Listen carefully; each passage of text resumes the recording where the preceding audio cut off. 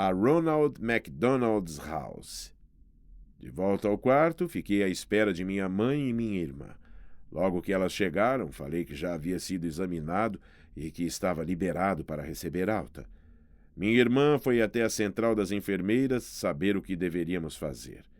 Ela voltou dizendo que ainda não havia autorização do médico e que, enquanto isso, iria até a administração para verificar minha papelada.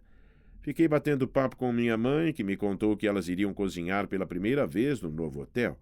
Disse-me que tinham ido ao mercado e que compraram arroz, feijão, frango e legumes para fazer frango assado em pedaços no limão com batata, cebola, pimentão e tomate. Opa! Falei esfregando as mãos. Aquele era um dos meus pratos favoritos. Mal podia esperar pela hora do almoço. A Angélica chegou e disse que já estava tudo certo e que podíamos ir embora. Ao passarmos pela central das enfermeiras, elas se despediram de mim com muitos desejos de "Good luck, Mr. Dias". Agradeci pela atenção e pela paciência que tiveram comigo. Quando saímos do elevador, já no andar térreo, pedi para passarmos no balcão da clínica e assim que entramos, todas as secretárias se alvoroçaram. Estavam muito contentes em me ver e disseram que não se falava em outra coisa naquele hospital. Brincaram que eu tinha ficado famoso por ali e ficamos felizes em saber que elas estavam torcendo pela minha recuperação. Avisamos que voltaríamos na manhã seguinte, pois o Dr. Blumenkranz queria me ver diariamente.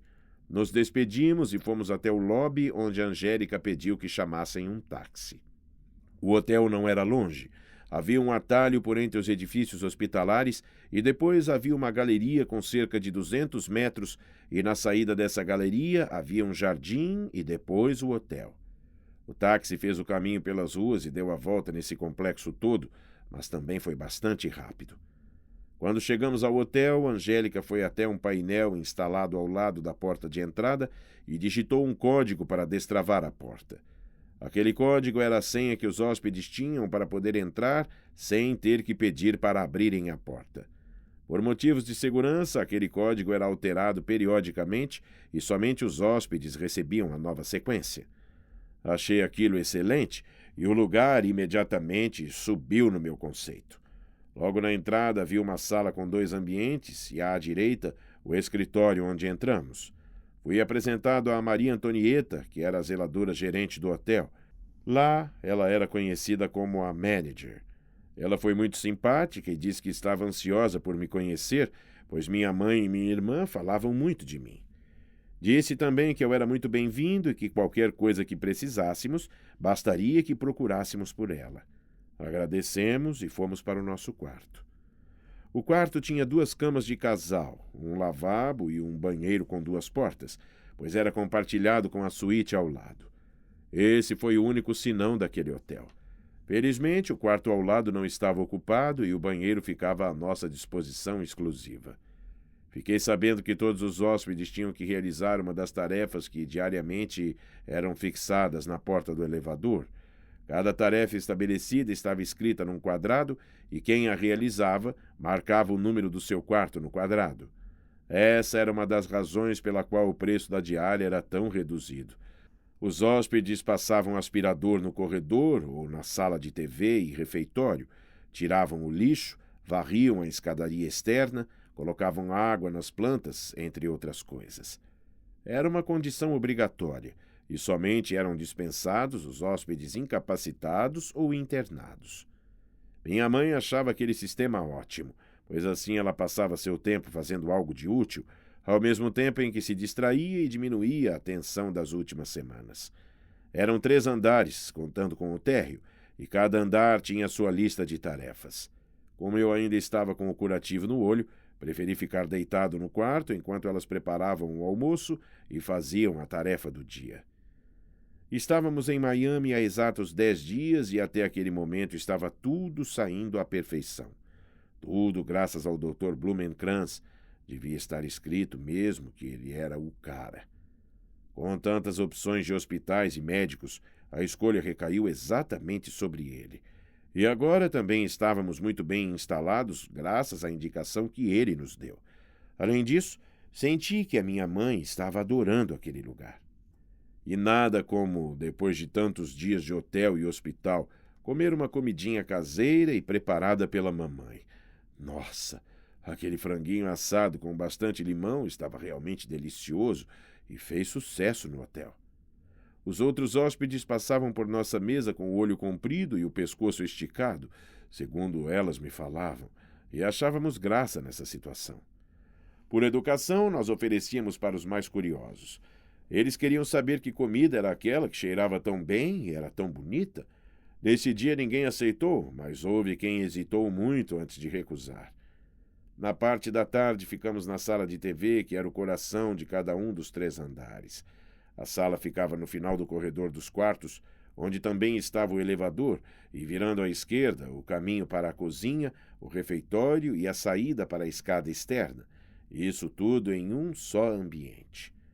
Nessa sala, fomos fazendo amizade com outras pessoas que estavam ali pelas mesmas razões que as nossas. Aquele hotel foi criado para abrigar pessoas em tratamento médico e seus acompanhantes, dando prioridade às crianças e menores de 18 anos. Por sorte, havia disponibilidade de quartos e fui aceito, apesar de ser adulto. Minha mãe e eu estávamos sentados em frente à TV quando chegou um casal acompanhado de um garotinho. O homem sentou-se na poltrona ao nosso lado e a mulher foi para a cozinha. Nisso, o garotinho de uns 6 anos começou a escalar a poltrona, o sofá e o próprio pai, enquanto ele começou a puxar conversa conosco. Disse-nos que eram da Costa Rica e que estavam ali para o tratamento do filho, que estava fazendo quimioterapia. A conversa ia seguindo e o molequinho ficando cada vez mais inquieto. Segundo o relato de minha mãe, o garoto ficava escalando o pai e depois ia até a cozinha e voltava. Num dado momento, ele começou a querer a atenção do pai para si, mas o pai continuava a conversar conosco. Então o garoto começou a puxar o pai, ora tentava virar a cabeça dele, ora puxava a orelha, até que ele se posicionou atrás da poltrona e segurou nas 2 orelhas do pai e dizia: "Vamos, gordiflon, venga, gordiflon." Minha mãe começou a rir e depois que o homem se levantou e foi até a cozinha, ela quase teve um treco. Fomos para o quarto e ela começou a descrever a cena e morríamos de rir. Durante o tempo em que aquela família esteve no hotel, nós os apelidamos de os gordiflons, que traduzindo seria os gorduchos. O pai do garotinho era baixinho e gordinho e o molequinho também. Depois do jantar, fomos para a sala de TV do 1º andar, pois a do nosso andar estava cheia. Como no térreo não tinha cozinha, a sala era mais vazia. Logo depois chegaram 2 famílias, os Marcillo e os Cabreira. Os Marcillo eram os managers do hotel. Fui apresentado à dona Irmia, mãe da Maria Antonieta. Elas eram equatorianas e os Cabreira também, e todos eram da mesma cidade, Guayaquil. Quando eles disseram que Guayaquil era conhecida como Pérola do Pacífico, eu disse: "Então estamos empatados. Nós somos de Guarujá, uma cidade que fica em uma ilha e é conhecida como Pérola do Atlântico." Os Cabreira eram um casal com uma filhinha de quase 3 anos.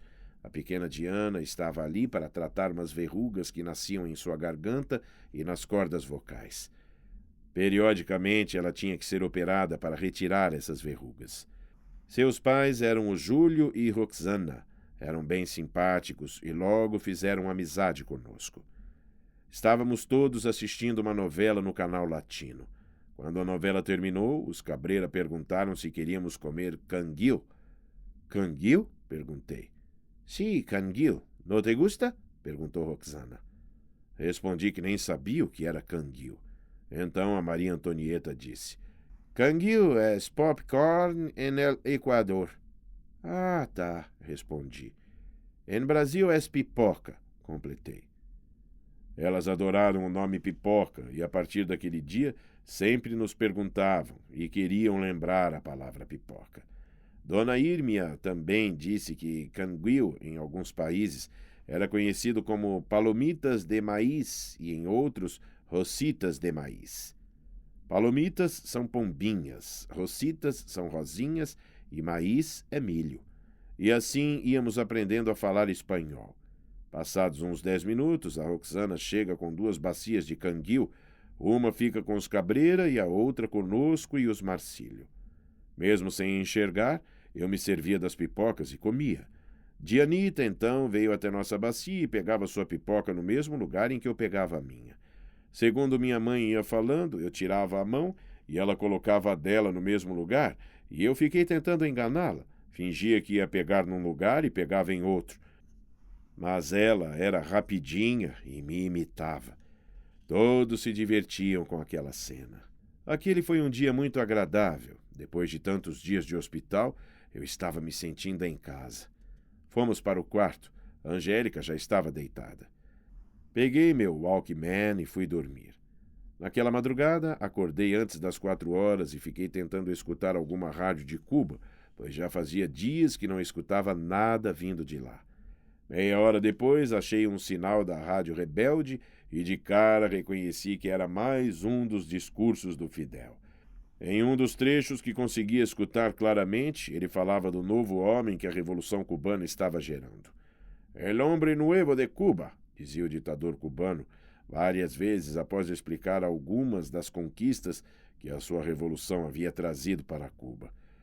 Eu também, a partir daquela semana, seria um novo homem, ou um hombre nuevo. A revolução que havia se instaurado na minha vida havia decretado isso. Depois de tudo o que havia passado, eu era uma nova pessoa. Minha cama era a da parede e as delas eram as da janela. Quando a claridade do sol começou a entrar pelo vão da cortina, pude percebê-la e aproveitei para fazer um teste com o meu olho. Tirei o curativo e fui em silêncio até a janela. Abri um pouco mais a cortina e olhei na direção do sol. Senti aquela luz alaranjada inundar o meu olho ainda fechado. Coloquei a mão na frente do olho e abri lentamente. Pude ver o céu azul e o final do nascer do sol, e cheguei a pensar que nunca mais eu veria novamente. Pensei comigo, como é lindo o mundo, como é tão lindo esse espetáculo, e pensar que muitos nem se importam com ele. Mesmo sem os óculos, a minha visão já dava mostras de que eu teria uma visão de qualidade aceitável. Às 8h30 já estávamos no refeitório, onde comia um delicioso sanduíche de presunto com ovo frito, alface e tomate. Tínhamos que ir para o hospital e não esquecemos de levar nossas blusas.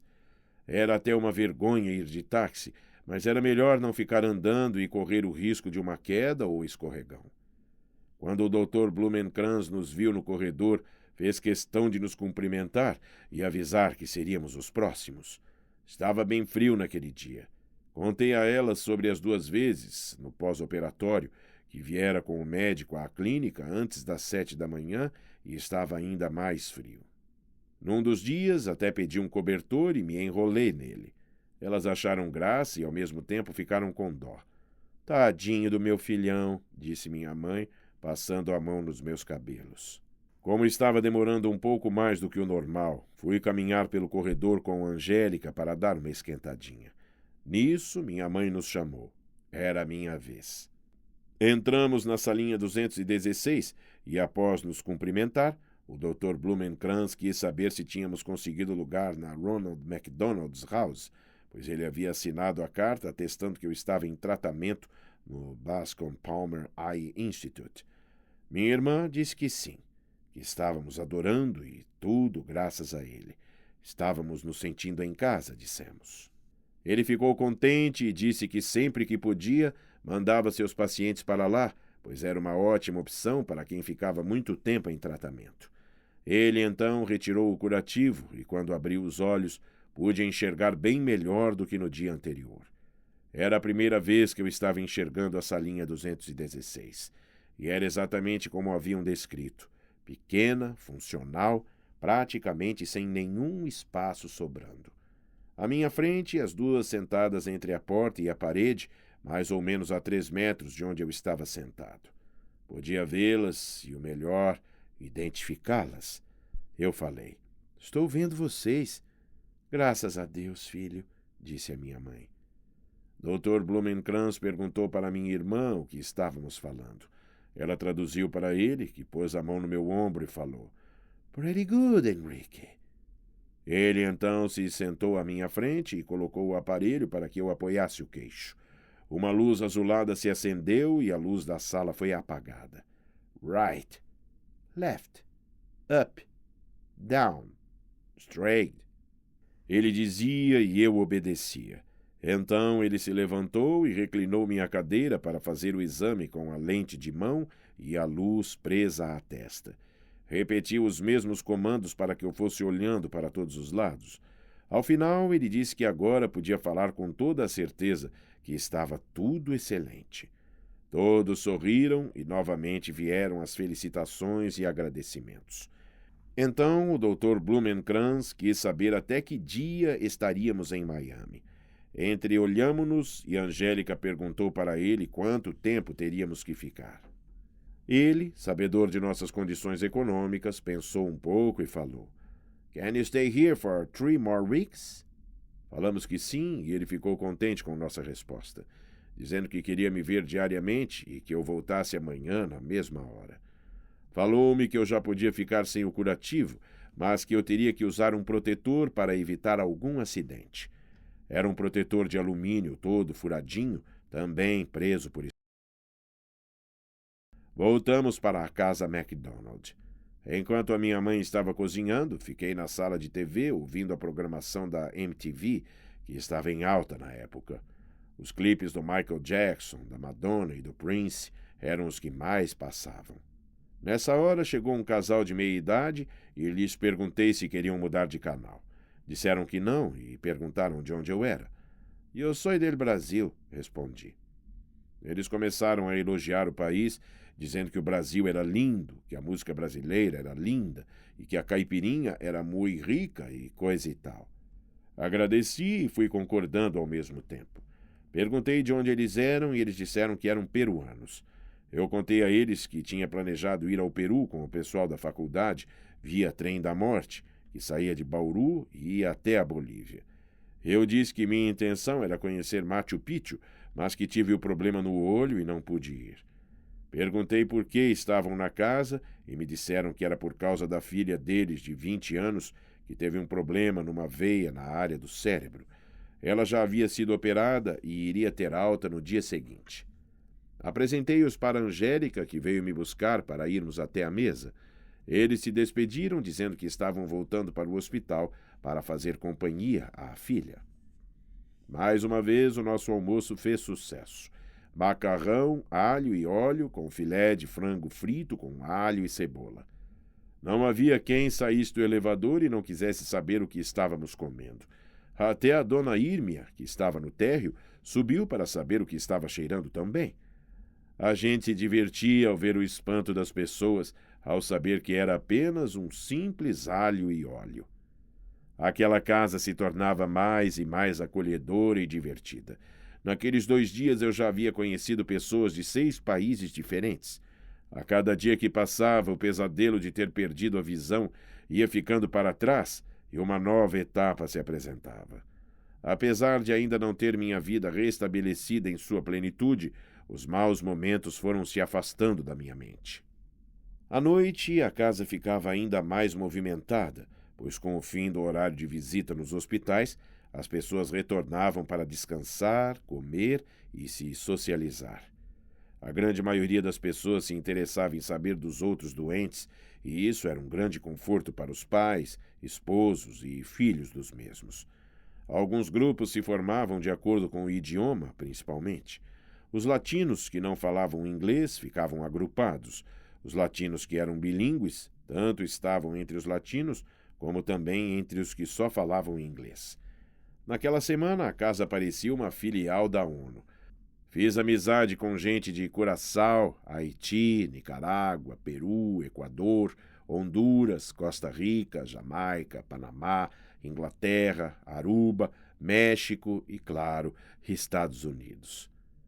Ocorreu-me a ideia de pedir uma moeda para cada pessoa que eu ia conhecendo para ir aumentando a coleção que fazia desde os 9 anos. Quando terminava a novela do canal latino, a sala começava a esvaziar e predominava o grupo anglo-saxão que tomava café, como nós brasileiros tomamos chá, e se destacavam também pelo consumo de cigarros. Aquela fumaça me incomodava. Meus olhos, ainda muito sensíveis, começavam a arder. Pedi que Angélica me levasse até o quarto para que eu ficasse deitado escutando meu radinho. As Olimpíadas de Los Angeles estavam para começar, e o assunto reinante era o boicote de Cuba e da União Soviética e seus países aliados. As rádios de Miami exploravam o tema à exaustão. Como ainda era cedo, as rádios de Cuba não entravam na frequência local. Só depois da meia-noite é que consegui captar alguns sinais. Em um deles, o comandante Fidel Castro declarava o boicote aos Jogos Olímpicos de Los Angeles.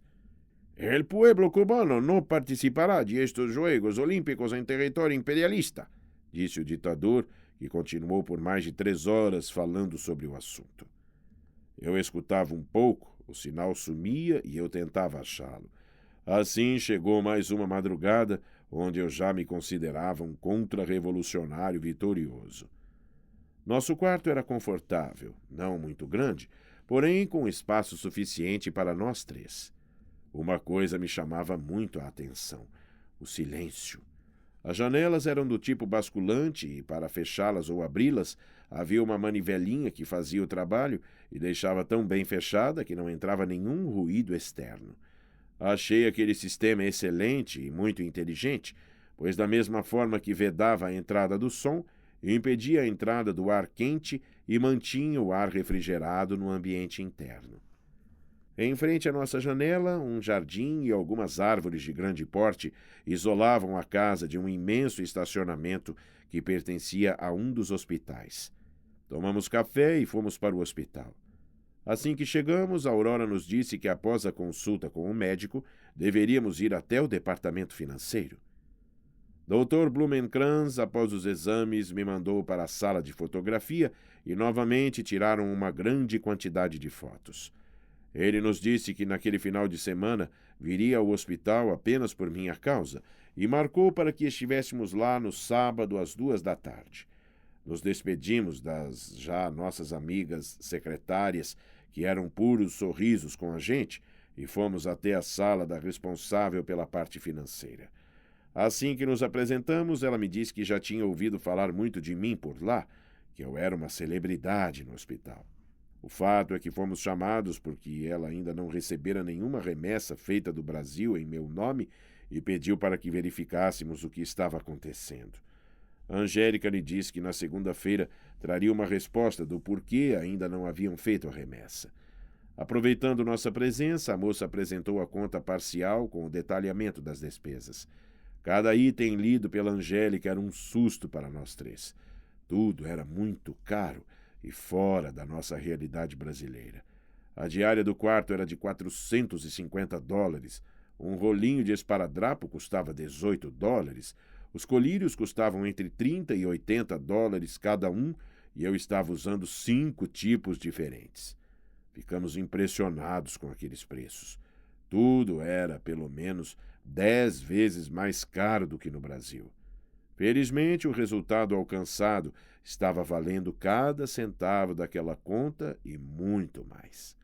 Voltamos para casa caminhando, com a autorização do Dr. Blumenkranz.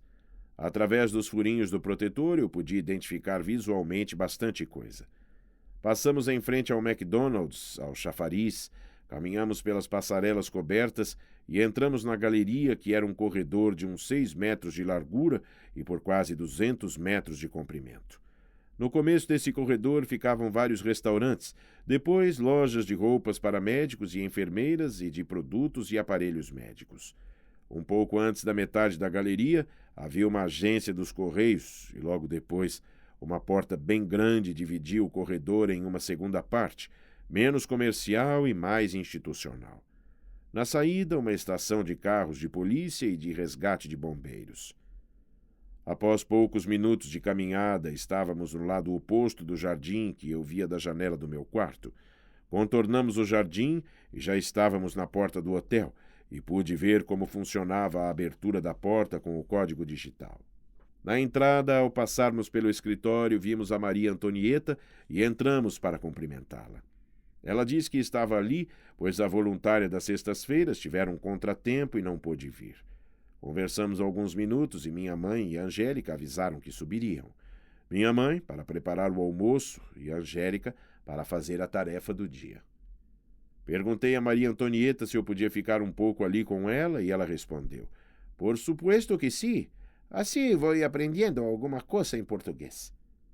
Chamava minha atenção a admiração dos latinos pelo Brasil, pelas coisas do Brasil. Meu instinto empresarial me dizia que a marca Brasil tinha um enorme potencial, pouco explorado. Ficamos ali batendo papo e eu quis saber quem era o dono daquela casa-hotel. Ela me disse que não existia um dono e que a casa era administrada por um conselho de notáveis. Segundo ela, havia 50 casas Ronald McDonald nos Estados Unidos, uma em cada um dos 50 estados. A Fundação Ronald McDonald, da cadeia de restaurantes McDonald's, comprava o terreno ou ele era recebido em doação e construíam a casa. Depois de construídas e colocadas em funcionamento, cada casa elegia um board, conselho, normalmente composto por pessoas ligadas à política, filantropia, empresários beneméritos e outros. Esse conselho se encarregava de gerir a casa através de doações e eventos que arrecadavam dinheiro ou produtos. Também recebiam alimentos de redes de supermercados, refrigerantes da Coca-Cola e eram isentos de alguns impostos. Ela era a única pessoa remunerada na casa de Miami. Os demais eram todos voluntários. Fiquei admirado com aquele projeto tão bem elaborado, gerido e, acima de tudo, essencialmente humanitário. Nossa conversa foi interrompida várias vezes para ela atender o telefone ou abrir a porta através do controle interno conectado aos monitores de TV que controlavam os acessos à casa. Estava encantado com tamanha praticidade tecnológica. Meu pai tinha a mesma função que Maria Antonieta, mas sem nenhuma daquelas facilidades. Quando chegava um carro, alguém tinha que descer até a garagem para abrir o portão. Nem pensar em câmeras de vigilância. A Angélica veio me buscar para almoçar e Maria Antonieta fez elogios a elas pelos já famosos pratos.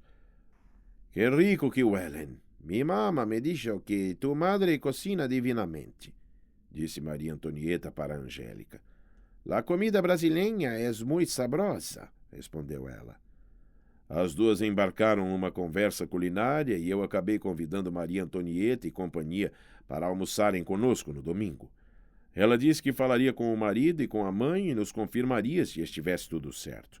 Despedi-me e agradeci pelo papo. Ela disse que eu podia ir lá quando quisesse. Subimos e, quando minha mãe soube do convite que fiz, ficou um pouco nervosa. E agora? O que eu vou fazer? Não sei nem o que preparar para eles, disse ela preocupada. Calma, relaxa, Sarinha, apelido devido ao apego dela pela sua lojinha. Faça o frango no limão, arroz e uma saladinha, disse eu. Angélica, esse menino não tem jeito mesmo, completou a minha mãe, já mais tranquila.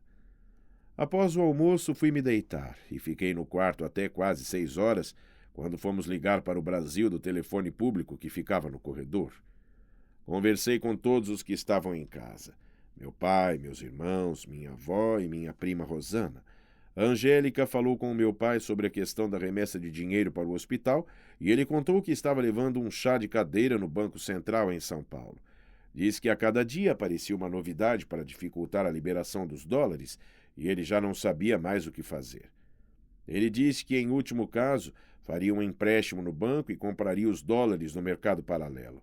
Essa solução faria com que esses dólares nos custassem mais do que o dobro, somando-se o ágio e os juros do empréstimo. Meu pai explicou que estavam criando uma série de exigências, como tradução dos documentos hospitalares, perícia médica autorizada e outras burocracias. Tirando isso, ele disse que estava tudo certo por lá e quis saber quando retornaríamos. Respondi que provavelmente entre 3 a 4 semanas. Ele ficou muito contente com a notícia e perguntou: Filho, você está enxergando mesmo? Já pode ver o quê? Respondi que sim e que até já podia ver um pouco de TV. Ele, com a voz embargada, disse: Força aí, filhão. Fica com Deus que tudo vai dar certo. Eu sei, pai. Vai sim. Um beijão, viu? Te amo. Emocionado, passei o telefone para minha mãe e fui me afastando pé ante pé, tentando visualizar o caminho até a sala de televisão através dos buraquinhos do protetor. Fiquei parado quase em frente à porta do elevador por um par de minutos. Logo depois, um casal se aproximou de mim e perguntou se eu queria ajuda para ir a algum lugar. Eu disse que estava esperando minha mãe, que estava no telefone, e eles falaram que, se eu quisesse me sentar, que eles me levariam até a mesa. Eu concordei e agradeci. Eles falavam um pouco em espanhol e um pouco em inglês. Perguntei de onde eles eram. De Curaçao, disse a senhora chamada Herda, que me apresentou seu marido, Paul. Ela era bem despachada, falante e ria muito. Eram negros, com cerca de 50 e poucos anos. Paul também havia sido operado de descolamento de retina no mesmo hospital que eu. Eles disseram que já haviam me visto por lá e por isso sabiam que eu não enxergava. Achei a atitude deles muito legal e continuei a conversar. Sabia que Curaçao fazia parte das Antilhas Holandesas e que estavam num processo de independentização. Herda me falou que Curaçao era a maior das ilhas e que Aruba era a mais turística e rica. Perguntei qual era o idioma oficial e disseram que era o papiamento. Curioso, quis saber onde eles haviam aprendido espanhol e o Paul me falou que o papiamento é uma mistura de vários idiomas: Dutch, inglês, crioulo, espanhol e até mesmo de português. Achei muito legal e pedi que eles traduzissem algumas palavras para o papiamento. Como se fala "como vai você"? Conta vai cubo, respondeu a Herda. E eu vou bem, obrigado? Perguntei. Basta bom, danke Dios, disse-me ela. Nesse minuto chega a Angélica e me pergunta se está tudo bem. Basta bom, danke Dios, respondi. Ela ficou com cara de não estava entendendo nada, imaginei. Caímos na risada, eu e o casal. Expliquei que estava aprendendo papiamento e apresentei meus novos amigos.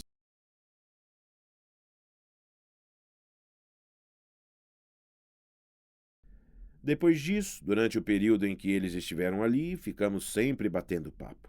Herda ia ao supermercado com a minha mãe e a ajudava nas traduções quando a Angélica não podia acompanhá-la. A cada dia aumentávamos o nosso círculo de amizades e o fato de sermos brasileiros contribuía muito para isso. Nessa mesma noite, Maria Antonieta subiu para avisar que no domingo o marido já havia marcado outro compromisso e perguntou se o almoço poderia ficar para o domingo seguinte. Minha mãe disse que sim e aproveitou para perguntar se todos comiam frango. Maria Antonieta disse que sim e que ela queria experimentar a receita do frango no limão. Aquela sexta-feira estava terminando e o segundo andar estava mais movimentado que nas noites anteriores. Resolvi ir me deitar e sair daquele burburinho. Ainda não estava enxergando e ficar ali naquela condição me incomodava.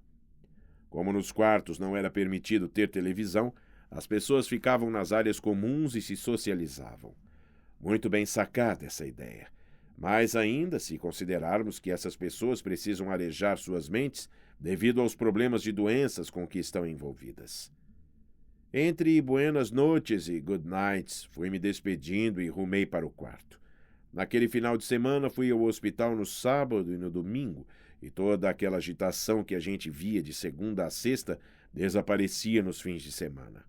Até mesmo na casa sentimos que o clima estava bem diferente. Muitas pessoas iam para a casa de parentes e amigos. Também soubemos que existiam várias entidades assistenciais que levavam as pessoas para passarem o final de semana na casa de famílias voluntárias. E eu comentei com minha mãe e minha irmã. Falam tanto da frieza do povo norte-americano, e isso prova o contrário. Essa solidariedade voluntária praticamente não existe no Brasil. Na segunda-feira, fomos bem cedo ao hospital e meu olho já estava bem desinchado, praticamente normal. Durante o exame, o Dr. Blumenkranz disse que iria fazer o teste com lentes para ver o grau mais indicado ao meu olho. Ele me colocou uns óculos muito loucos, totalmente reguláveis, que se adaptavam a qualquer tipo de rosto. E então fui colocando as lentes no encaixe e me perguntava qual me dava mais nitidez na imagem. Foi maravilhoso. Com as lentes eu já podia ver quase tudo. Era demais. Ver as cores, as linhas retas dos móveis, a trama do jeans, as coisas mais triviais. Ver é tudo.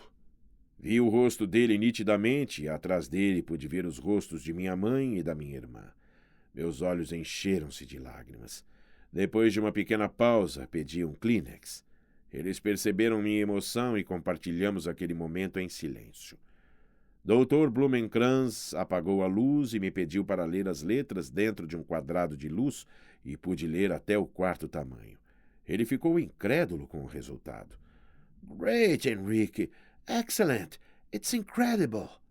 Ele pediu licença e saiu. Nisso me levantei e fui até a minha mãe e brinquei com ela. "Me deixa ver se apareceu alguma ruguinha nova nesses últimos 3 meses." As duas quase me bateram. Alguns minutos depois entra o Dr. Blumenkranz com o Dr. Clarkson, que já tinha me visto antes da cirurgia. Ele me examinou e também ficou impressionado com o resultado obtido após a cirurgia feita pelo Dr. Blumenkranz. Dr. Clarkson felicitou-nos e também ao seu colega, e disse que o Dr. Blumenkranz tinha mãos mágicas. Depois da saída do Dr. Clarkson, Dr. Blumenkranz nos pediu para voltarmos no final da tarde para que víssemos outros médicos também. Deu-me um pequeno papel, era uma receita, e disse que já podíamos fazer os meus novos óculos. Indicou-nos uma ótica que havia no subsolo do hospital. Perguntei para ele quantos % eu tinha recuperado de visão e ele me disse que os exames haviam mostrado 25%.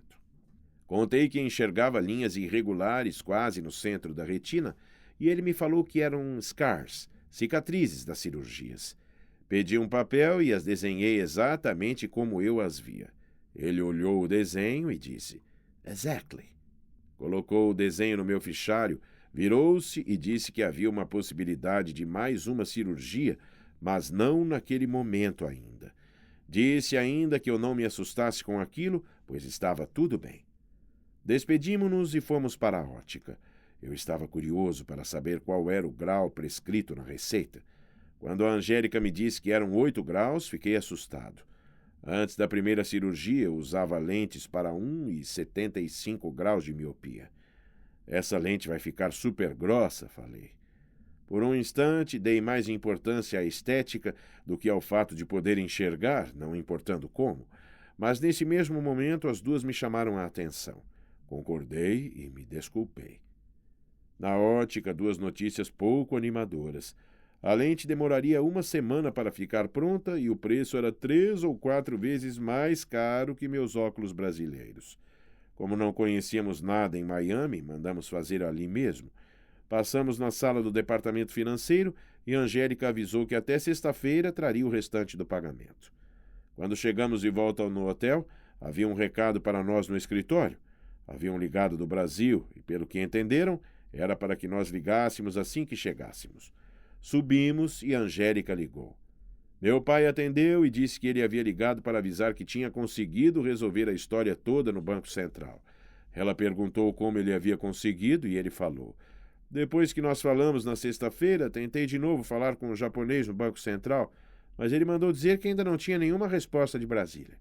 Então, no sábado de manhã, eu estava na calçada do Guaibê, meio cabisbaixo, pensativo, e cumprimentei um casal que vinha pela outra calçada. Era um casal que mora no edifício Noemi. Eles me viram e vieram me perguntar do Henrique. "Bom dia, seu Jorge. Está tudo bem com seu filho?" perguntou a senhora. Respondi que sim e que, graças a Deus, o Henrique tinha voltado a enxergar.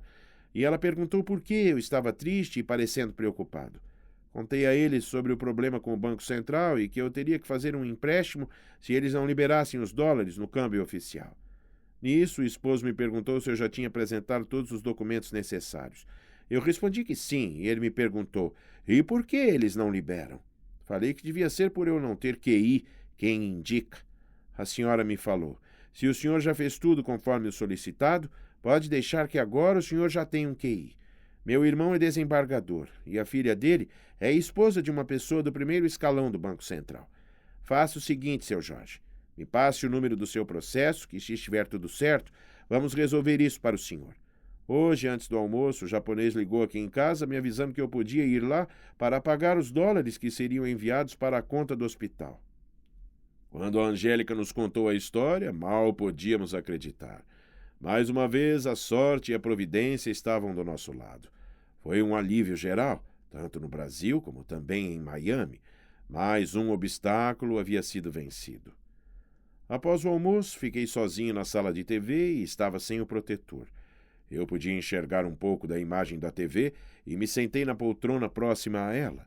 Fiquei vendo uns clipes na MTV até que chegou um casal peruano cuja filha operara uma veia na cabeça. Eles estavam com ela, que ainda tinha a cabeça enfaixada. Fui apresentado a Paola e ela e o pai se sentaram no sofá ao lado de onde eu estava. A mãe disse que iria preparar o almoço e saiu. Ficamos ali conversando sobre os nossos problemas de saúde e, num dado momento, o Sr. Pepe me perguntou: Henrique, qual é seu apelido? Pensei comigo. Por que ele quer saber o meu apelido? Que coisa mais estranha. Então eu lhe respondi: eu não tenho apelido. Assim que acabei de falar, os dois me olharam inquisitivos e o Sr. Pepe me disse: Como que não tienes apelido? Todos temos apelido. Pensei: por que será que ele quer saber meu apelido? Será que é por eu ter quase 2 metros de altura? Respondi: Sí, pero eu não tenho apelido. La gente me chama de Henrique solamente. Nesse momento, Paola teve um acesso de riso incontrolável e sua mãe veio lá da cozinha saber o que estava acontecendo. Ela ficara preocupada com a filha que ria tanto, ainda com muitos pontos na cabeça. Então o Sr. Pepe lhe falou que a Paola estava rindo porque eu havia dito que não tinha apelido. A dona Soque me olhou e falou: Como que usted não tem apelido? Qual é o apelido de tu padre? Xiii, agora piorou. Mais uma doida. Pensei, eu já me sentindo incomodado com aquela conversa sem sentido e querendo pôr um ponto final naquela história. Mi papa também não tem apelido, disse eu taxativamente. Paola não parava de rir, e o Sr. Pepe e Dona Soque tentavam fazê-la parar. Então o Sr. Pepe me disse: Henrique, eu me chamo José Tealdo, mi senhora se chama Maria del Socorro Tealdo e mi hija es Paola Tealdo. E eu respondi: E eu me chamo Henrique Dias. Então tu apelido é Dias? Perguntou Paola. No, eu não tenho apelido. Mi nombre es Henrique e mi sobrenombre es Dias. E completei: Usted es José Tealdo e seu apelido es Pepe, correto? Então Paola falou: Agora sim, creio que entendi a confusão. Angélica apareceu para saber o motivo de tanta risada e discussão. Enquanto eu explicava para ela, os Tealdo confabulavam e riam bastante. Só então descobrimos a atrapalhada idiomática que nos pregou uma peça engraçadíssima. Apelido, em espanhol, significa sobrenome em português e sobrenombre, em espanhol, significa apelido em português. Ficamos ali mais de 10 minutos rindo muito sobre o ocorrido e comentando o que um estava pensando do outro. Os Tealdo passaram a ser uma companhia constante naquelas semanas que se seguiram. Depois das 4 horas, voltamos ao hospital, conforme o pedido do Dr. Blumenkranz, e ele me colocou de novo aqueles óculos adaptáveis e chamou alguns médicos para me examinarem e ver como eu podia ler até as letras do quarto painel. Pouco antes das 6, entra na salinha o médico que eu sabia ser o diretor do hospital, e o Dr. Blumenkranz nos apresentou novamente e pediu-me para que eu sentasse para ser examinado. Após constatar o sucesso da técnica usada pelo Dr. Blumenkranz, o Dr. Palmberg também o felicitou e fez outros comentários técnicos. Nesse momento, ele pediu que eu lesse as letras e o Dr. Palmberg ficou admirado. Então o Dr. Blumenkranz pediu 1 minuto e saiu pela porta do corredor e voltou segundos depois com uma revista nas mãos e me perguntou: Henrique, can you read something in the cover? Peguei a revista nas mãos, abaixei a cabeça e falei: Yes.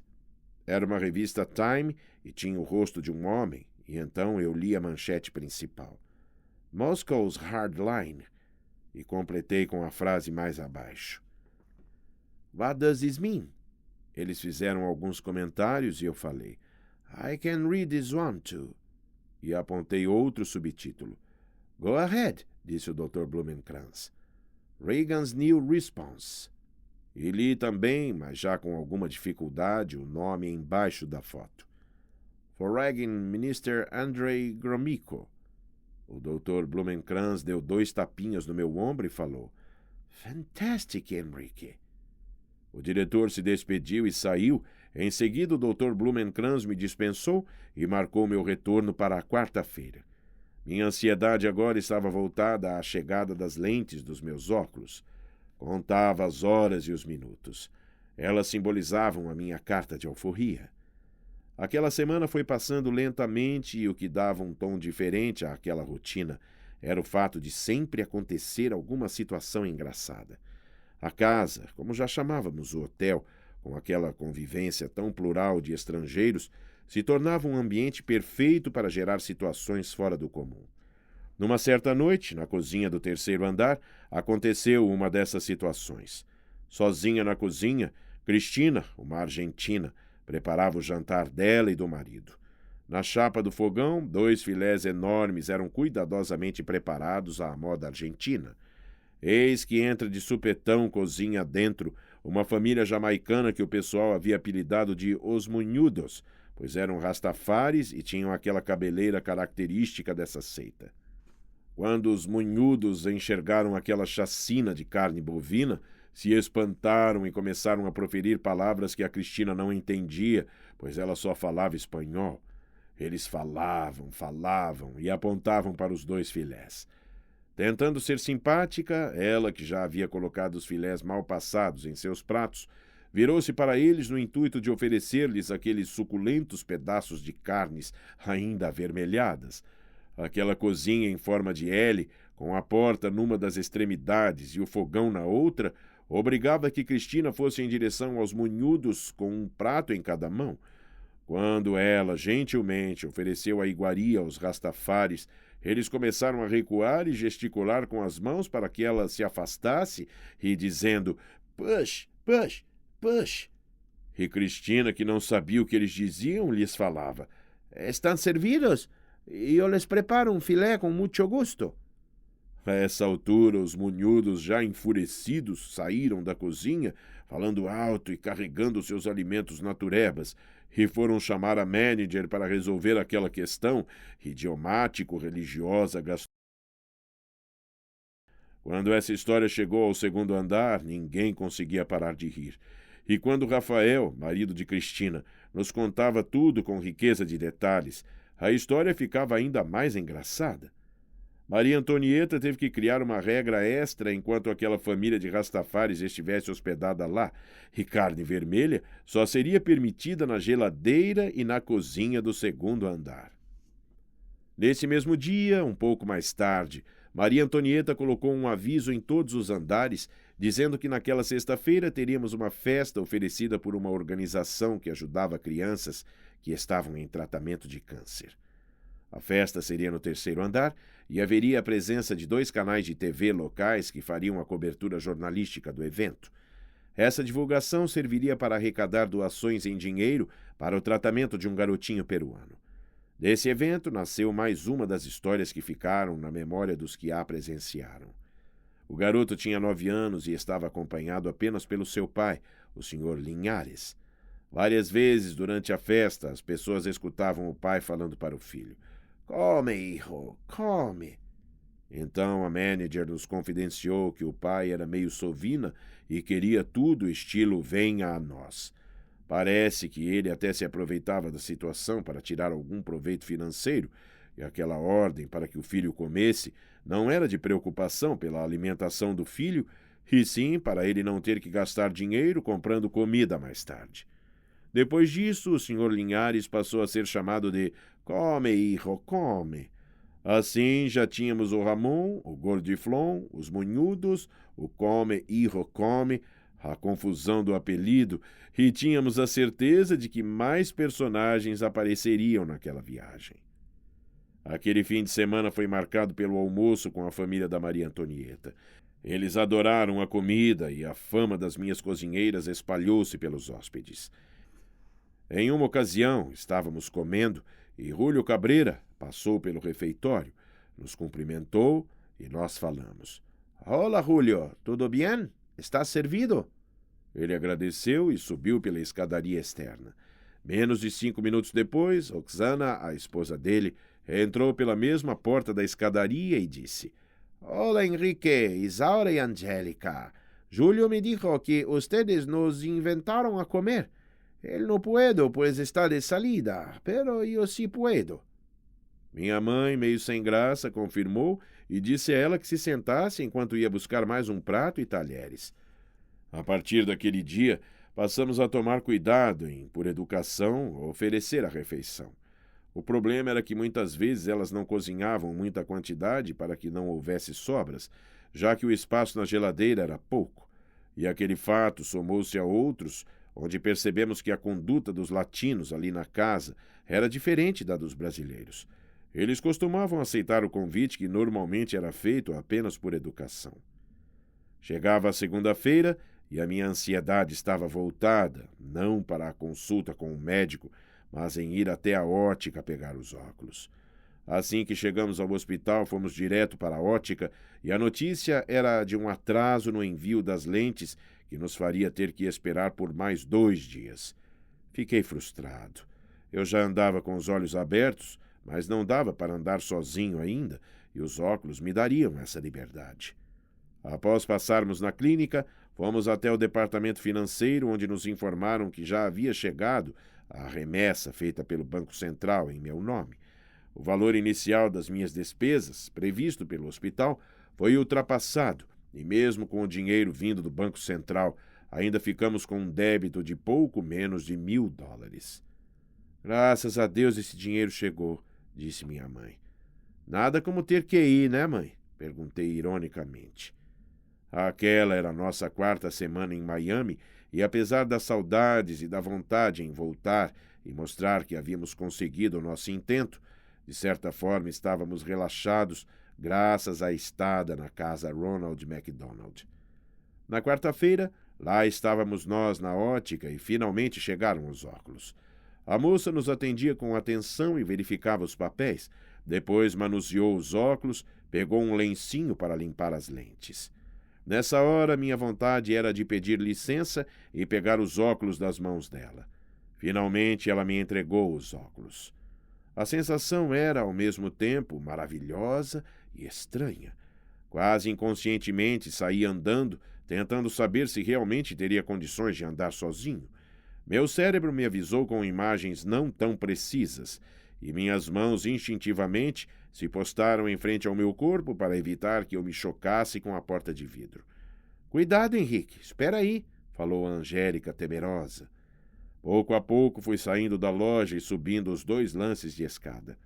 Cada passo era dado com mais confiança. Sim, eu estava andando sozinho e livremente. Não era mais um daqueles sonhos que me tiravam das trevas, era a mais pura realidade. Eu estava enxergando novamente. Parei no alto da escada e esperei que as 2 me alcançassem e falei. "Qual é a porta da clínica?"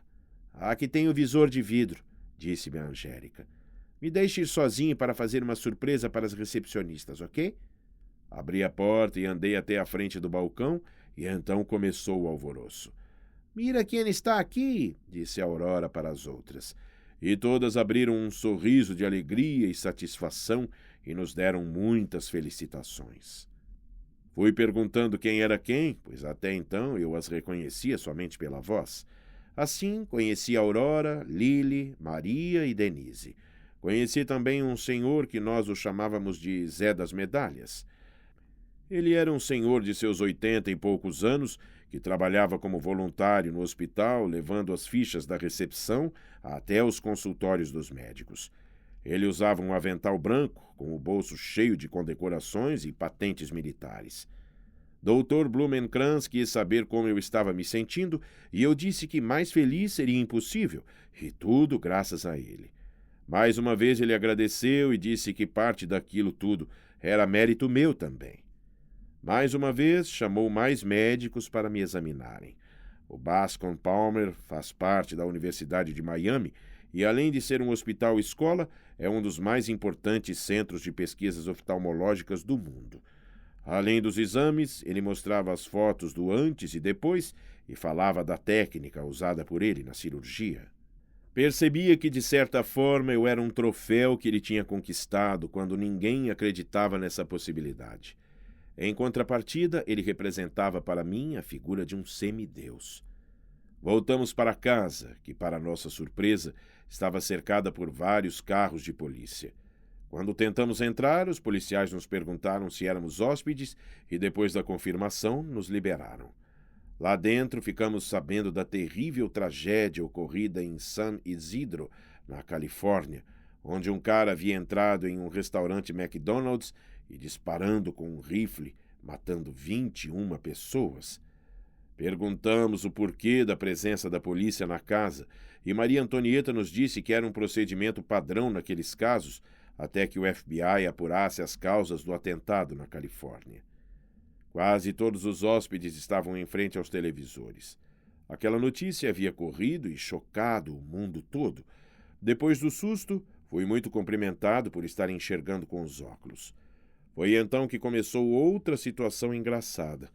A maioria das descrições que minha mãe e minha irmã fizeram das pessoas que havíamos conhecido não batia com a imagem que eu havia criado no meu cérebro. Eu tirei muito sarro das duas, dizendo: como é que vocês me falaram que tal pessoa era assim, assim e assado? Olha lá, não tem nada a ver. Se vocês tiverem que fazer um retrato falado de um bandido, a polícia não ia achar o cara nunca. Algumas pessoas já haviam retornado para seus países e jamais voltei a vê-los. Mas ainda tive a oportunidade de conhecer os Tealdo, os Munhudos, os Argentinos, os Cabreira e, é claro, os Marcílio. Pedi umas moedas para a Angélica e perguntei como se tirava refrigerante da máquina. Aquela era mais uma novidade que só conhecíamos dos filmes. Ela me deu algumas moedas e disse que usasse só 10 cents. Fui até a máquina, coloquei a moedinha e apertei o botão onde estava a Coca-Cola. Peguei a lata, fui até o elevador e desci. Passei na frente do escritório e abri a porta que dava para o hall de saída. À minha esquerda, a escada, e à direita, a porta principal. Até ali eu estava um tanto inseguro, meu coração estava mais acelerado do que o normal. Quando eu pus a mão e empurrei a porta de vidro e percebi que eu estava ali, livre e por minha própria conta, me senti de volta à vida. Fui andando pela calçada que circundava a Ronald McDonald's House, passei pela placa que a identificava. Fiquei parado à sua frente, li cada letra, cada palavra. Abri a Coca-Cola, dei um gole grande, minha boca se encheu de gás. Enquanto isso, olhei para o caminho por onde eu queria ir. Precisava ter certeza de que podia me afastar. Minha visão não encontrou obstáculos. A calçada era perfeita, toda cimentada, sem degraus e sem buracos. Era só andar, mas era um desafio. Senti-me como um pássaro que daria o seu primeiro voo, do ninho para o mundo. Respirei fundo e fui, caminhando e bebendo, bebendo e caminhando. Olhava tudo ao meu redor, andava devagar, quase que em slow motion. Cada gole e cada passo eram cuidadosamente pensados. Aquela Coca era minha companheira naquele reencontro e eu não queria que ela acabasse. Já não havia sol, mas a claridade ainda era forte e não incomodava meus olhos. Terminei de dar a volta ao redor da casa e cheguei novamente à porta principal. Dei então o último gole. Digitei o código e a porta destravou. Mal coloquei a mão na porta e aparecem minha mãe e minha irmã, querendo saber onde eu tinha ido. Estamos procurando há mais de 10 minutos. Onde você estava? Perguntou a minha mãe, um pouco aflita. Fui dar uma volta. Queria andar sozinho. Posso? Respondi. Pode, claro, mas custa avisar? Disse ela. Olha o coração, Sarinha, brinquei. Então Angélica me disse que a Paola estava lá em cima me esperando para conversar e elas não sabiam onde eu havia me metido. No problem, sister. Tô aqui vivinho. Abracei as duas e subimos. Fui reapresentado a Paola e voltamos a lembrar o episódio do apelido. Nessa noite estávamos em umas 12 pessoas assistindo novela no canal latino. Num dado momento, entra na sala uma loirinha norte-americana, cumprimenta o Pepe Tealdo, ele responde e ela começa a falar com ele. Ele concordava, sorria, balançava a cabeça afirmativamente e depois de uns 2 a 3 minutos, ela se despede e desce pelo elevador. Assim que a porta se fecha, só que sua esposa lhe indaga. Que te diz, Joela? O Sr. Pepe levanta os ombros e responde: "Não lo sé, não he entendido uma sola palavra." Quase morremos de tanto dar risadas, pois estávamos todos ligados na conversa tão animada entre ele e a loirinha. Então fomos somando o que cada um tinha entendido, tentando descobrir o que Sandy queria saber do Pepe e explicar para Sock, que ficou meio enciumada. Fui me deitar, mas fiquei ouvindo o rádio até de madrugada. Não se falava em outra coisa a não ser o caso do ataque no McDonald's. As rádios cubanas aproveitaram o incidente para atacar a sociedade norte-americana, que qualificavam de violenta e decadente. Curiosamente, as rádios de Cuba eram mais variadas em termos de notícias. Tanto falavam de eventos pelo mundo, como também na área esportiva, mesmo que sem aprofundamento, noticiavam vários esportes e competições fora de Cuba. Tanto falavam de eventos pelo mundo, como também na área esportiva, mesmo que sem aprofundamento. Noticiavam vários esportes e competições fora de Cuba. Eu ia naquele balé, mudando de uma rádio para outra, tentando memorizar a programação e os horários. Trágicos eram os sábados e domingos nas ondas radiofônicas.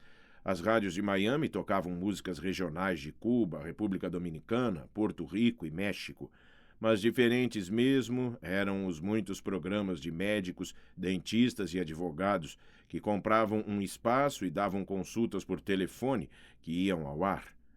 As consultas sempre terminavam com o anunciante convidando o ouvinte que havia ligado para que ele fosse até o consultório. Além dos profissionais liberais, havia outra infinidade de programas vendendo vitaminas, pulseiras magnéticas, cremes milagrosos e videntes de várias nacionalidades que completavam o cardápio do Me Engana Que Eu Gosto. Até mesmo nas rádios em inglês existia a mesma conduta na programação de sábados e domingos, com a diferença de que também transmitiam vários jogos de beisebol. Mais uma semana se inicia e naquela segunda-feira o Dr. Blumenkranz nos avisou que eu já poderia retornar ao Brasil a partir da semana seguinte.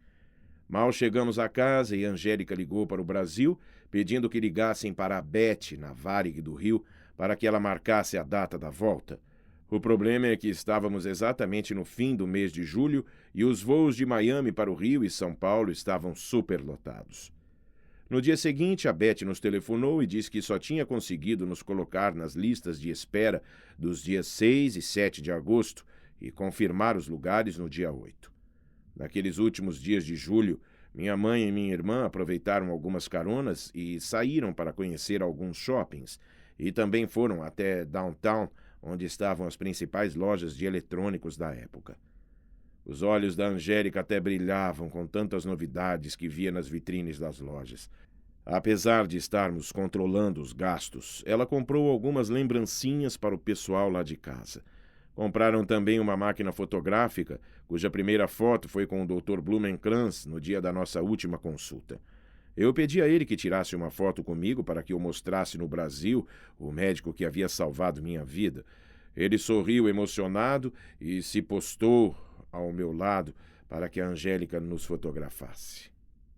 Ficamos de voltar ao hospital para nos despedirmos antes do embarque para o Brasil. Naquele fim de semana começavam as Olimpíadas de Los Angeles e assim eu poderia preencher meu tempo e ficar menos ansioso em voltar para casa. Com o boicote da maioria dos países comunistas, o Brasil teria mais chances de medalhas e eu não saía da frente da televisão. A cobertura que os canais norte-americanos faziam dos jogos era muito diferente da cobertura feita no Brasil. Davam destaque a esportes dos quais o Brasil nem participava. Às vezes eu só ficava sabendo dos resultados através das ligações que fazíamos para o meu pai. Nesses dias resolvi escrever uma carta para o Dr. Sérgio para que ele visse que eu tinha voltado a enxergar. Fiz questão de eu mesmo escrever aquela carta com o meu punho e letra. Eu não queria ser ofensivo e nem grosseiro com ele, mas também não queria tietá-lo. Em quase 20 linhas, eu agradeci a ele pela carta que me deu para entregar ao Dr. Blumenkranz e completei dizendo a ele que, apesar de tudo o que tinha acontecido em São Paulo, eu estava feliz por estar enxergando novamente. E que meu caso pudesse servir para ajudar a alguma pessoa que viesse a passar pelo que eu passei. Assinei, fechei o envelope e fui sozinho ao posto do correio que ficava na galeria. Não tinha jeito mesmo. Os voos estavam absolutamente lotados. Beth nos ligou avisando que embarcaríamos no dia 8 para o Rio de Janeiro e depois em uma conexão para São Paulo. Nossas malas já estavam praticamente prontas e fiz questão de levar umas latas de Coca-Cola. Naquela época, as latas de refrigerantes no Brasil ainda eram de latão, duríssimas de amassar com uma só mão, e as dos Estados Unidos eram feitas de alumínio bem fininho. Eu queria fazer a mesma coisa que vira numa cena do filme Tubarão, quando o dono do barco, para intimidar o oceanólogo, amassava uma lata de cerveja com apenas uma mão. Eu queria pregar uma peça nos meus amigos, para eles se espantarem. Fomos até o hospital para nos despedir do Dr. Blumenkranz. Eu já havia agradecido muito a ele naquelas últimas semanas, mas achava que era pouco, perto do que ele me proporcionou. Então eu lhe disse, Doctor, thank you for all. You are gonna be in my heart forever. You are a second father for me. Abraçamo-nos e ele disse que estava muito feliz por mim e perguntou se eu poderia voltar dentro de uns 6 meses, já que talvez fosse necessário fazer mais alguma cirurgia para retocar alguns pontos. Dissemos que faríamos o possível para regressar em 6 meses e ele ficou bem satisfeito. Minha mãe e minha irmã também o abraçaram e agradeceram, emocionadas por tudo. Despedimos-nos e fomos até a recepção, onde as secretárias já nos aguardavam, contentes com aquele final feliz. Era chegada a hora da partida e o pessoal se reuniu na casa para se despedir de nós. Passei com meu caderno de endereços, pedindo que anotassem seus respectivos endereços e telefones. Agradecemos em especial a Maria Antonieta por nos ter hospedado e pela atenção para conosco. No aeroporto, a grande surpresa para fechar com chave de ouro aquela viagem que se iniciara com tantas incertezas. Beth tinha conseguido um upgrade e nós viajaríamos na classe executiva até o Rio de Janeiro. Voltando para casa. Foi um voo fantástico, super confortável. A Varig era conhecida mundialmente pela qualidade do serviço de bordo e não deixava dúvidas quanto a isso. Pela primeira vez na vida eu comi fazão e adorei. Vinhos importados e champanhe francês eram servidos sem restrições, num tratamento ímpar, sofisticado, 5 estrelas. Fiquei acordado durante todo o voo. Fiz uma retrospectiva de todos aqueles momentos vividos nos últimos 3 meses. Não era um filme, não era uma novela e nem uma obra de ficção. Era a vida real, a minha vida. Naqueles 3 meses, ela havia sido condensada em todos os seus sentimentos, os bons e os ruins. Por que eu? Por que tudo aquilo? Eram perguntas para as quais eu jamais conseguia encontrar respostas. O voo era suave e constante. Aquela nave rumava para o sul e se afastava mais e mais da Cuba de Fidel e de sua revolução. Ele ficava lá com a dele e eu ali levando a minha. Eu era um contra-revolucionário de minha própria revolução e ainda não sabia como e quando ela acabaria. O piloto avisou para colocarmos os cintos. Aterrissaremos em aproximadamente 15 minutos, completou ele. Quando a porta se abriu, lá estava a Beth novamente para nos receber. Com um enorme sorriso, ela perguntou, gostaram da surpresa? Melhor impossível, Beth, respondemos. Depois dos abraços e beijos, ela pegou a maleta de mão da minha mãe e pediu que a seguíssemos. Fomos para a sala VIP, que parecia até melhor do que a do aeroporto de Miami. Sofisticação e conforto com um padrão Varig de qualidade. Nossa conexão seria dali a 40 minutos, disse Beth, perguntando se queríamos comer alguma coisa ou tomar um café. Um cafezinho brasileiro é bom, né? Estou com saudades desse café. O de lá é muito diferente, respondi. Beth contou que o pessoal do Guarujá estava a caminho para nos encontrar em Congonhas e que ela já havia passado um rádio solicitando ajuda para nós no desembarque. Ela ficou conosco durante todo o tempo e nos acompanhou até nos acomodar em nossos lugares. Despedimos-nos e pedimos que ela fosse ao Guarujá na primeira oportunidade. Mês que vem tem o feriado de 7 de setembro. Aí eu vou, respondeu. Faltavam apenas 50 minutos para nos reunirmos com toda a família. Fui à janela, queria ver se poderia ver alguma coisa durante a decolagem e a aterrissagem, mas o mau tempo do rio não me permitiu ver quase nada. Já era dia, a névoa estava forte e as nuvens da chuva que caía bloquearam qualquer visão da cidade maravilhosa. Enquanto isso, minha mãe e minha irmã cochilavam a meu lado. Minhas guerreiras mereciam descansar. O teto em São Paulo também estava fechado, mas quando o avião fez a aproximação para descer, pude ver o traçado das ruas e avenidas, os prédios e os carros. Era um visual inédito para mim e me deu mostras do alcance da visão que eu tinha recuperado. Demoramos um pouco para pegar as malas e aproveitei para compor meu traje de desembarque. Eu já estava de calças brancas e camisa florida, coloquei um chapéu típico de turista gringo e uns óculos escuros que iam por cima dos óculos de grau.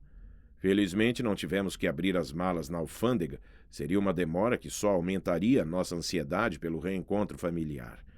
Mal embicamos os carrinhos no corredor que saía no saguão de desembarque e começamos a escutar. Henrique! Henrique! Henrique! Eram quase 30 pessoas aglomeradas, aplaudindo, gritando, e havia até uma faixa que dizia: Seja bem-vindo, Henrique, você conseguiu. Caí nos braços do meu pai, demos um abraço forte e beijos. Quase não dava para falar, a emoção não deixava. E assim foi. Uma sucessão de abraços no tio Tino, tio Vitor, no Marcos, meu irmão, na Maitá, minha irmã, na avó Rita, nas minhas primas Márcia, Rosana, Valquíria e Luciana, nas minhas tias Ruth, Expedita e Iraci, nos amigos e amigas. Meu disfarce de turista gringo sumiu no meio daquela comemoração. As pessoas que estavam por perto perguntavam se eu era algum atleta que estava regressando das Olimpíadas, e para um deles o meu tio Vitor disse: É, sim. De que esporte? Perguntou o estranho. Ah, ele ganhou medalha de ouro no assalto triplo, disse o sarrista do meu tio. Depois de uns 10 minutos, fomos saindo e aí começaram a disputar em qual dos carros nós iríamos. Acabei indo no carro com meu irmão, meu pai, minha mãe e minha avó. Fomos em caravana pela Via Anchieta. No caminho, íamos contando tudo o que havia acontecido de importante e de engraçado também naqueles dias em Miami.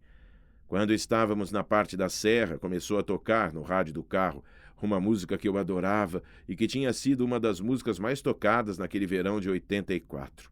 Era um samba chamado É Hoje, do Caetano Veloso. Fui cantando junto em pensamento e quando prestei mais atenção na letra, fiquei pasmo. Várias estrofes pareciam descrever com exatidão aquele momento, aquele instante. Cada frase se encaixava com precisão na minha história. A música tocava e eu ia encaixando as coincidências. A minha alegria atravessou o mar. Eu acabara de cruzar alegremente o mar do Caribe e ancorou na passarela. Eu aterrissei no aeroporto. Fez um desembarque fascinante, igualzinho o ocorrido há pouco, no maior show da Terra. Para mim, foi o maior show aquela recepção. Será que eu serei o dono desta festa, um rei no meio de uma gente tão modesta? Eu era o dono daquela festa. Rei, sim. Não dizem que em terra de cego quem tem um olho é rei? E aquela minha gente era modesta também. Minha família é uma família de gente modesta. Eu vim descendo a serra cheio de euforia para desfilar. Aquilo estava acontecendo naquele instante. Era incrível. O mundo inteiro espera. Hoje é dia do riso chorar. O meu mundo estava me esperando e chorávamos de alegria. Levei o meu samba para a mãe de santo rezar. Contra o mal-olhado, carrego o meu patuá. Lembrei de todas as rezas, em várias religiões e credos, e também o pedaço de tecido do hábito da Madre Voiron de Itu, que eu carregava comigo diariamente. Acredito ser o mais valente nesta luta do rochedo contra o mar. Lembrei-me da força recebida durante toda aquela luta. Eu estava forte como uma rocha. É hoje o dia da alegria e a tristeza nem pode pensar em chegar. Aquele era um dia de muita alegria e de nenhuma tristeza, com certeza. Diga, espelho meu, se há na avenida alguém mais feliz que eu. Abaixei o quebra-sol e olhei no espelho. Vi no meu rosto uma expressão de felicidade. Aquela música não podia ser mais perfeita. Era um hino escrito e executado magicamente, uma encomenda preparada pelos deuses secretos que regem nossas vidas e nossos destinos. Jamais falei sobre aquilo com alguém. Meus pensamentos foram interrompidos pela avó Rita. Henrique, Henrique! Fala, avó, respondi. O Corinthians perdeu ontem de 1-0, disse ela. Eita, avó, é só eu chegar e o Coringão perde, pô, respondi meio que na brincadeira. Aí o meu pai falou, Sabe o que a Duca preparou para você? Tutu? Perguntei já eufórico. Tem tutu para umas 100 pessoas, disse o meu irmão. Esfreguei as mãos e aproveitei para contar que eu havia comido fazão no avião. Caramba, isso aqui é cardápio, hein? Fazão no jantar e um tutu da Duca no almoço. O tutu da tia Expedita, a Duca para os íntimos, é famoso na família. Afinal, ela, como boa mineira, era uma cozinheira de mão cheia. Do alto da serra, em alguns trechos da estrada, dava para ver algumas partes da cidade de Santos, e numa dessas oportunidades eu falei: "Ô pai, dá até para ver Santos." Ele, que estava sentado atrás do meu banco, deu uma acariciada no meu pescoço e disse: "Que maravilha, meu filho." Graças a Deus. Estávamos quase chegando no Guarujá e o Marcos diminuiu a velocidade para esperar os outros carros que vinham atrás do nosso. Quando a estrada acabou e entramos na avenida que leva ao centro da cidade, mais uma surpresa. Colocaram outra faixa de boas-vindas no viaduto que passa por cima desta avenida. "Seja bem-vindo, Henrique. Você é um vencedor." Daquele ponto em diante, até chegarmos ao centro, formou-se uma pequena carreata com os carros que haviam ido nos esperar e todos seguiam buzinando. Foi uma entrada triunfal, magnífica, muito emocionante. Marcos parou o carro na principal esquina do Centrinho, Mário Ribeiro com a Petrópolis, e todos descemos para cumprimentar os amigos que nos esperavam ali. O pessoal da livraria Guarujá, os garçons e os donos do Mosca Frita, o seu Carlos da Guaru, o pessoal da farmácia Guarujá, do açougue, enfim, o pessoal ia chegando e me abraçando e comemorando junto com a minha família. Tinha até fogos de artifício e perguntei para o tio Tino: "Quem está soltando os fogos?" "Ah, o dito capeta", respondeu ele. Logo depois, Dito veio me cumprimentar e eu agradeci pela homenagem. Dito era encanador, nas horas vagas era juiz de futebol e já me conhecia há muitos anos. Eu não esperava por tudo aquilo, tanta festa. Foi uma emoção atrás da outra. Acho que todos haviam se envolvido tanto com o meu problema, aqueles 4 meses, que aquela vitória passou a ser coletiva. Merecidamente eles estavam festejando e extravasando suas emoções. Senti-me extremamente protegido e querido pela minha família e pelas pessoas com as quais eu havia convivido durante anos naquele bairro, naquela cidade. As portas do nosso apartamento se abriram e fui até a cozinha, onde Nice, nossa empregada, estava cuidando do almoço. "Grande Nice, tudo bem?" Falei, entrando na cozinha adentro e indo até onde ela estava. Ela sorriu timidamente, mas feliz. Nice era uma moça muito jovem, sempre de pouquíssimas palavras. A abracei e perguntei: "E esse tutu, hein, Nice? Tá no capricho?" "Tá sim, foi Dona Expedita que fez", respondeu ela. "Então me avisa a hora que estiver pronto que eu estou louco para comer esse tutuzinho." Falei e fui saindo. Éramos quase 40 pessoas naquele almoço, que para mim era um verdadeiro manjar dos deuses. A felicidade estava estampada nos rostos de todos e eles queriam saber das coisas dos Estados Unidos. Íamos contando sobre as que mais haviam chamado nossa atenção e algumas das coisas engraçadas que ocorreram na casa McDonald. Pedi para Angélica buscar uma das latas de Coca-Cola que eu havia trazido e, após esvaziá-la, fiz o meu showzinho. "Olha só como eu estou forte, tio", falei, chamando a atenção dos que estavam na mesa. Em seguida, fui amassando a latinha até deixá-la completamente deformada. Teve gente que ficou olhando sem entender e então fui denunciado pela Angélica, que contou o porquê daquela felicidade. "Ô, enganador! 171, pilantra!" Na brincadeira, ganhei vários adjetivos pela minha performance. Depois do almoço, recebi várias visitas de amigos e até mesmo de pessoas que eu não conhecia até então e que tinham participado de novenas, correntes e grupos de reza ou mentalização. Foi um dia magnífico e eu estava tão excitado que o cansaço passou batido e acabei indo dormir quase 2 horas da manhã. Devido à viagem e à mudança de fuso horário, acabei acordando algumas vezes e às 6 horas me levantei e fui até a frente do apartamento. Estava escuro e os holofotes da praia ainda iluminavam a espuma das ondas que formavam um desenho parecido com algumas luzes que eu enxergava quando ficava de olhos fechados. Fiquei ali contemplando aquela paisagem à espera do nascer do sol, que se fazia denunciar ao separar o céu do mar. Já dava para ver os tons avermelhados e alaranjados ajudando a formar a linha do horizonte.